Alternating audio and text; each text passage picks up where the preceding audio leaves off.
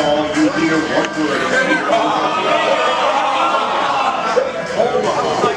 The goal is playing the College World Series. This one is here hard.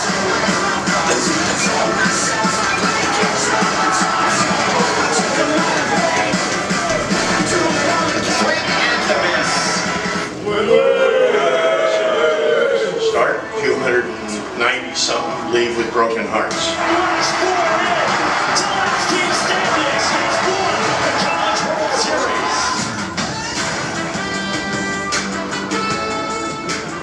The signs of summer. School is out, the pool is open, and Kyle Peterson and Mike Rooney are on your television screens on this very set. Welcome to the NCAA Baseball Selection Show.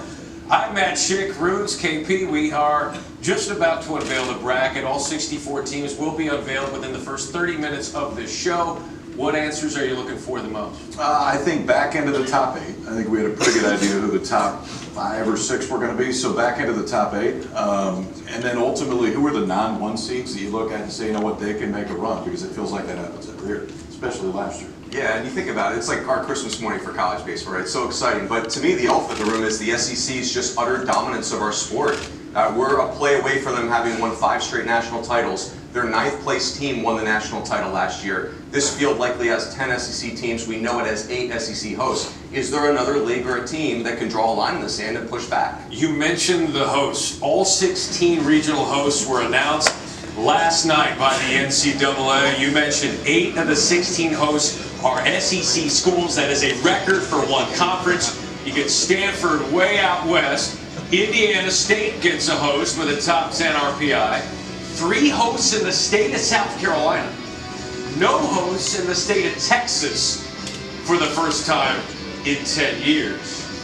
Those 16 regionals made up of 4 teams each. Double elimination. Regional winners meet up in best 2 out of 3 super regionals the following weekend. And those final 8 will gather in a lovely place we call Omaha, Nebraska, for the College World Series. We know the 16 hosts who are in the top 8. Well, we knew who the number 1 overall seed likely was going to be. The ACC regular season champion, Wake Forest, Stephen Deacon. There's nobody more complete than Wake in the country for me. It's the lowest ERA in the nation in a very offensive ballpark, and they're top 15 in home runs. That's an interesting combination.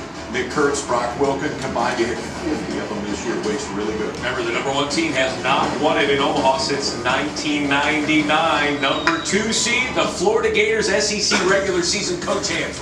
Yeah, I think this is the most talented roster in this tournament, in this field. And when we look back in 5 years, there's going to be the most big leaguers from Florida. And Jack Caglione leads the way.